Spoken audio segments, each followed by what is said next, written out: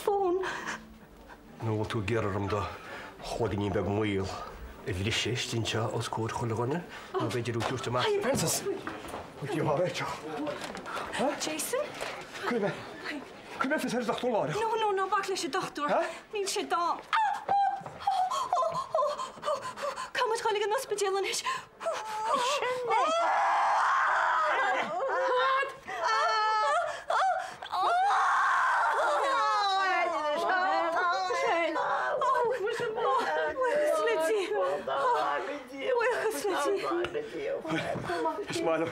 Smael am na bel yn tôn am ari.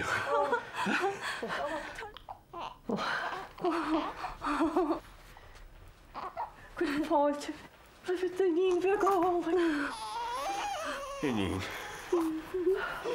Fawr sy'n hwg y stori. Ta si cerca lor na chwilio wari. Chwilio diogo ambulance. Wari? Wel, rwy'n cynt mi chart la mwyn un wyl.